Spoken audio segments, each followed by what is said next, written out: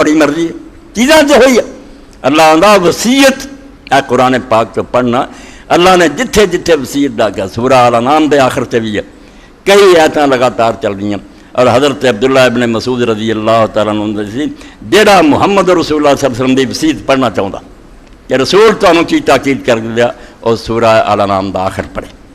سورہ الانعام دیا کئی ایتاں جنہیں اللہ نے کئی چیزاں آکھیں آ نہ کرو آ نہ کرو کہ ہر ایک دے نال بات چاہتا ذالکم وصاکم بھی یہ وہ چیزاں جنہاں دی اللہ نے تانوں وصیت کی وصیت تاکیدی حکم اللہ مر نہیں رہا کہ موت دے وقت آخ رہا تاکید دا جڑا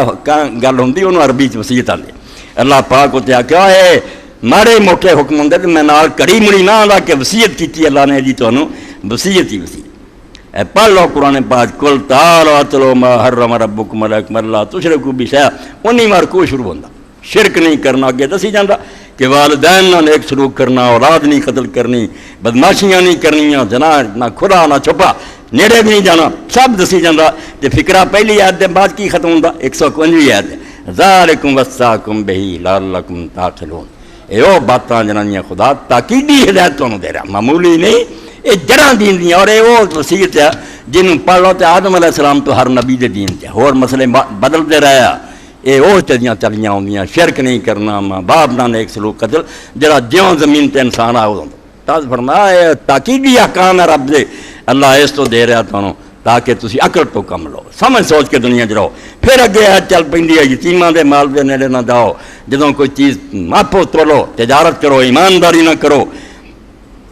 دس کے بات کرو تو انصاف دی کرو وعدہ کرو پھر آ جاندی اس دوسری عہد دے پیچھے بھی ذالکم وصاکم بہ لعلکم تذکرون اے او باتاں جنہاں خدا تانوں سخت تاکید کردا تاکہ ہوش نہ رہو سمجھ سوچ کے دنیا چلو پھر کیا ہے میرا سیدھا رستہ ہے جی پیروی کرو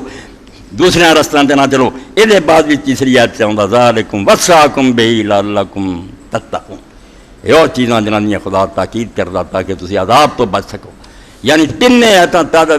میں اشارہ کرتا قرآن کھول کے پڑھنا انہیں رکوع سورہ الانعام دا ابن مسعود رضی اللہ عنہ جڑا بندہ چاہتا امتی کہ یار میں محمد رسول اللہ صلی اللہ علیہ وسلم دی وصیت پڑھا وہ انہاں آیتاں پڑھے یہ دستا کیا بنیادی اصول ہے ایدے تے معاشرہ استوار ہوگا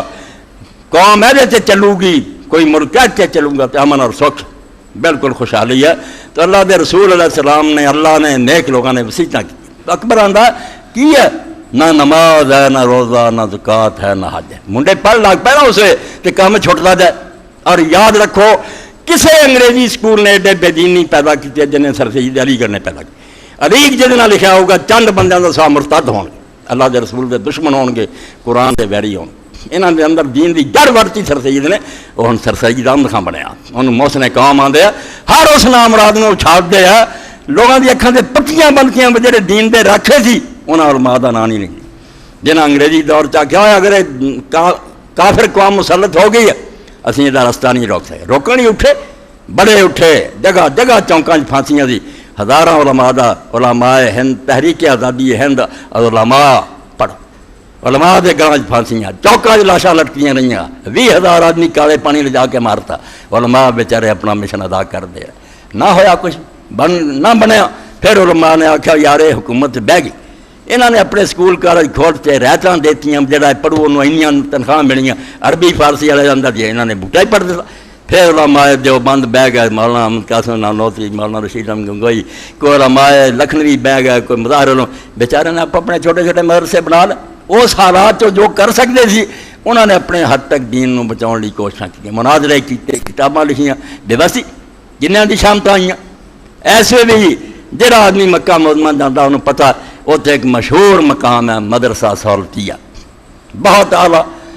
اور اتنے بڑے لوگ جا کے حاجی عمرے والے ٹھہرتے بھی ہے رعایتاں دیندے ہے امداد کرتے غریباں دی مدد سہولت النساء بیگم سی کلکتے دی جنہیں آخیا میں دین دا کوئی کام کرنا چاہتی تو اس ہے مولانا رحمت اللہ مہاجر مکی جنہوں نے انگریزی دور جہاد کیتا پادری فانڈر جڑا چرچ آف انگلینڈ نے بھیجا یہ انگریزاں نوں ہن بھی میرے دوستاں نے بھیجا